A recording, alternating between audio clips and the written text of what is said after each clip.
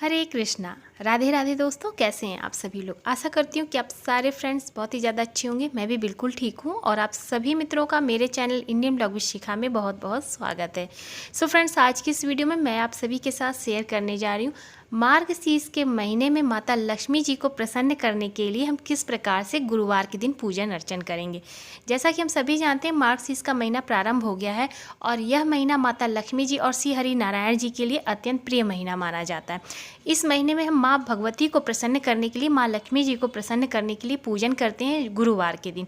तो ये पूजा किस प्रकार से होती है आज मैं इस वीडियो में आप लोगों के साथ शेयर करने जा रही हूँ। तो चलिए वीडियो को देखते हैं और वीडियो पसंद आए तो प्लीज़ वीडियो को लाइक कीजिएगा। और मैं इसमें आपको सरल विधि बताऊँगी मैं जिस प्रकार से करती हूँ। जैसे कि मैं अपने घर के मंदिर में ये पूजा करती हूँ, आप अपने घर के मंदिर में भी कर सकते हैं और चौकी लगा के भी कर सकते हैं। तो चलिए मैं किस तरह से करती हूँ वो मैं आप लोगों को दिखाती हूँ। तो देखिए, सबसे पहले हम मंदिर में आ जाते हैं।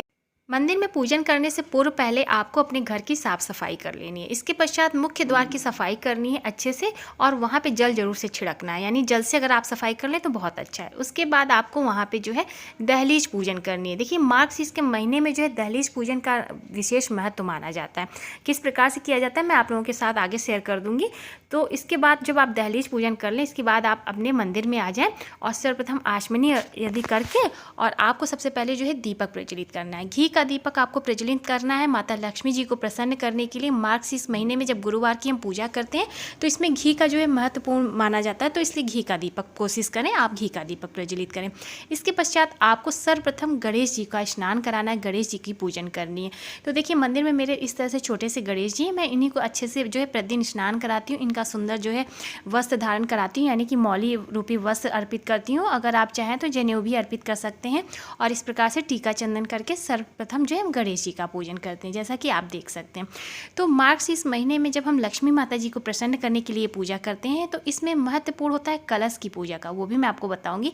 तो देखिए, अभी जो है मौसम थोड़ा सा ठंडा हो जाता है तो मैं अपने सभी भगवान जी को जो है वस्त्र धारण कराती हूँ। और इस तरह से मैंने देखिए इनको एक वस्त्र धारण कराया, जनेऊ अर्पित किया, टीका चंदन लगाया और सर्वप्रथम गणेश जी की पूजन हम करेंगे। तत्पश्चात माता लक्ष्मी जी और श्री नारायण जी की पूजा करेंगे। देखिए, ये पूजा जो है जिस जगह आप दीपावली की पूजा करते हैं ना, उसी स्थान पे आप कर सकते हैं। नहीं तो अगर आपने मंदिर में जो है चौकी लगा ली है तो आप मंदिर में भी कर सकते हैं। इसमें कोई जो है निसंदेह वाली बात नहीं है। और कोशिश करें ये पूजा आप सुबह सुबह कर लें। सुबह सुबह पूजा कर लेते हैं तो बहुत अच्छा होता है। अच्छे से स्नान आदि करा के आप पूजन कर सकते हैं। देखिए, यहाँ पे हमारे सभी देवी देवता विराजमान हैं, तो मैं यहीं पर जो है अपनी पूजन करूँगी। इस तरह से सामने देखिए, दीपावली की पूजन में हमारे लक्ष्मी गणेश जी यहाँ विराजमान है, माँ सरस्वती जी हैं, कुबेर जी हैं।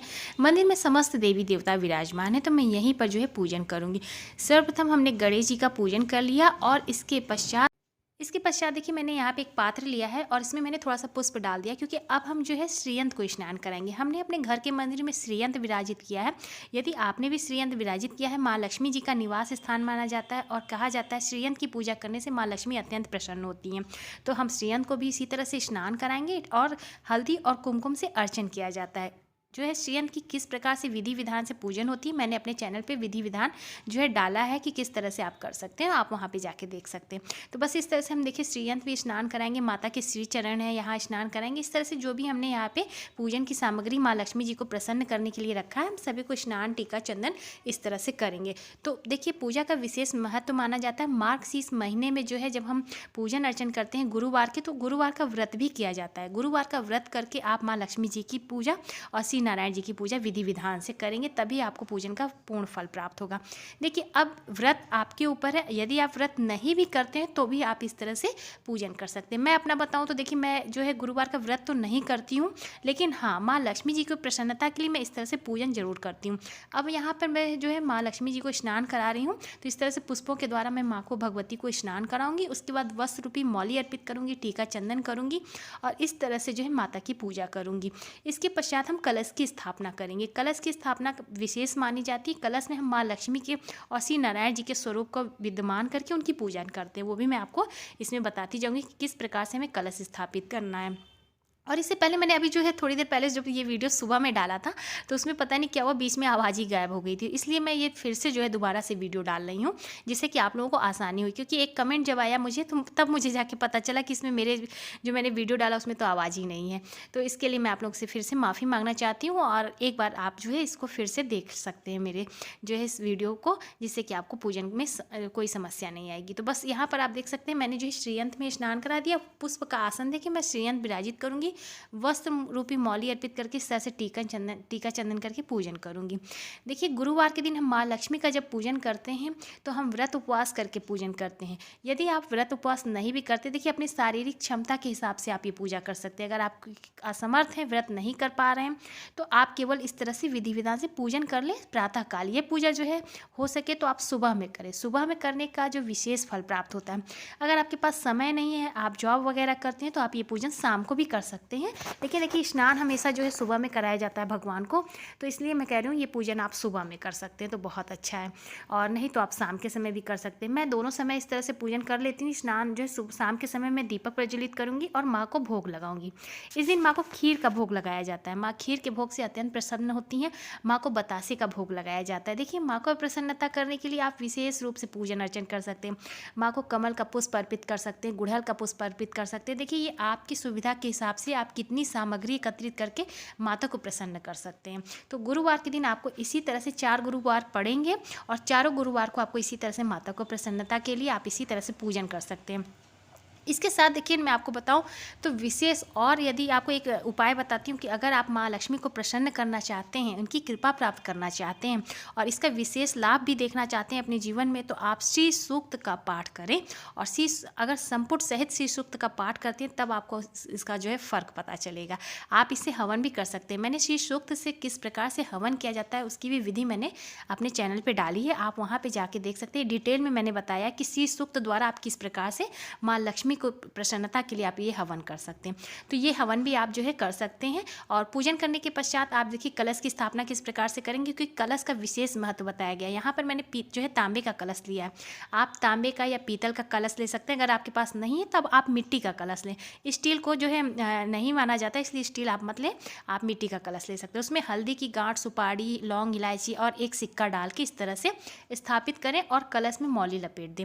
कलश की स्थापना किस प्रकार से की जाती है वो भी मैंने शॉर्ट्स वीडियो भी डाला है, और विशेष जो विधि विधान भी बताया, आप वहाँ पे भी देख सकते हैं।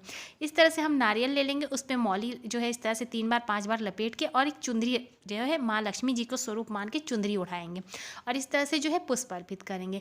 और अगर गुड़हल का फूल मिल जाए तो अत्यंत महत्वपूर्ण माना जाता है। अगर मिल जाए तो बहुत अच्छी बात है। मेरे पास नहीं था इसलिए मैंने नहीं चढ़ाया, लेकिन हाँ, जो चीज़ नहीं है वो मैं आपको बता दे रही हूँ। अगर आपको मिल जाए तो ज़रूर चढ़ाइएगा।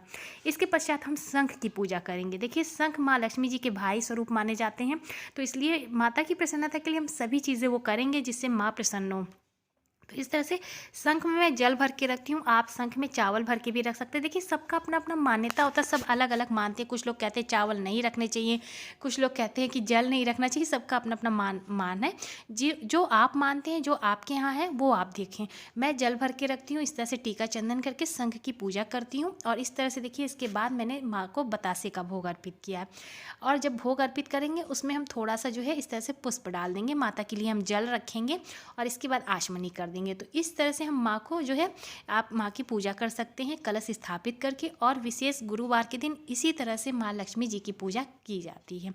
अब यहाँ पर देखिए, मैंने जो है इस तरह से पूजन के लिए, अब आप यहाँ पे जो है कथा की पुस्तक आती है, मार्च इस महीने की जो कथा की पुस्तक आती है, आप वो ले सकते हैं और कथा पढ़ सकते हैं। इसके पश्चात आप हवन कर लें, यदि आप करना चाहते हैं तो हवन कर लें। इसके बाद आप जो है आरती कर सकते हैं। अब देखिए, आरती को लेके भी बहुत सारी जो है लोगों में है मतभेद, कि कुछ लोग कहते हैं आरती करनी चाहिए, कुछ लोग कहते हैं आरती नहीं करनी चाहिए। मैं आरती करती हूँ, क्योंकि आरती जो है माता की प्रसन्नता के लिए हम आरती करते हैं।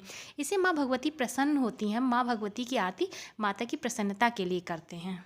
जैसा कि आप जानते हैं, आरती में क्या लिखा रहता है, माँ की प्रशंसा लिखी रहती है कि माँ भगवती हमारी कितनी अच्छी हैं। माँ भगवती के लिए सभी देवी देवता किस प्रकार आराधना करते हैं, तो उनकी प्रसन्नता की जो है, उनका जो है वर्णन किया गया है। तो इसलिए उसमें मुझे तो कहीं कोई दोष नहीं लगता। और क्योंकि बहुत लोगों का ये मानना है कि अगर हम लक्ष्मी जी की आरती करते हैं तो इससे माँ भगवती चली जाती हैं और वो निवास नहीं करती। और इसलिए क्या आप आरती ना करके उन्हें अपने घर में बांध के रख सकते हैं? ऐसा तो नहीं हो सकता ना। माँ चंचल हैं और उन्हें कोई बांध के रख नहीं सकता। हाँ, माता अगर प्रसन्न हो जाए तो उनकी कृपा आप जरूर प्राप्त कर सकते हैं। तो माता प्रसन्न कब होंगी? जब आरती के द्वारा आप उन्हें प्रसन्न करेंगे। तो इस प्रकार से आरती का जो विशेष महत्व माना जाता है, आप भी आरती किया करें। अगर नहीं करते हैं तो हम तो आरती अपने घर में, मंदिर में जब भी कोई भी पूजा विशेष रूप से करते हैं तो हम अपने देवी देवताओं की आरती करते हैं। अब यहाँ पर मैंने देखिए भोग लगाया, क्योंकि जैसा कि अब मैंने बताया कि हम सुबह का जो है यहाँ पे पूजन मेरा सुबह ब्रह्म मुहूर्त में होता है। तो इस तरह से हम जो है दूध का और जो भी घर में अगर कुछ फल फूल और जो भी कुछ बने रहते हैं मैं उनका भोग लगाती हूँ। और शाम के समय मैं खीर बना के माँ भगवती को भोग अर्पित करूँगी। और खीर का विशेष महत्व होता है, इसलिए आज के दिन आप खीर का भोग माँ को जरूर से लगाएं। और खासकर अगर मखाने की खीर बनाते तो अत्यंत उत्तम है। माँ को मखाने की खीर अत्यंत प्रसन्नता देती है, इसलिए आप मखाने की खीर भी बना सकते हैं, चावल की खीर बना सकते हैं, उसमें थोड़े से मखाना डाल दें। तो इस तरह से खीर बना के माँ भगवती को भोग लगा सकते हैं। तो बस इस तरह से विधि विधान के द्वारा आप अपनी जो है गुरुवार की पूजा विशेष रूप से कर सकते हैं। उम्मीद करती हूँ कि अगर आप लोगों को आज की वीडियो पसंद आई होगी तो प्लीज़ वीडियो को लाइक कीजिएगा, ज़्यादा से ज़्यादा शेयर कीजिएगा। चैनल पे पहली बार आए हैं तो मेरे चैनल को भी सब्सक्राइब कीजिएगा। इंस्टाग्राम पे फॉलो करिएगा। मैं आप लोगों के साथ और भी इसी प्रकार से जानकारी वाली वीडियो लेकर आऊँगी। जो मुझे जितनी नॉलेज है मैं उतना ही आप लोगों के साथ शेयर करती हूँ। उम्मीद करती हूँ आज की वीडियो पसंद आई हो तो प्लीज़ वीडियो को लाइक शेयर सब्सक्राइब जरूर से कीजिएगा। मैं मिलूँगी नए से अच्छे से वीडियो के साथ। तब तक के लिए हरे कृष्णा, राधे राधे, जय श्री राधे।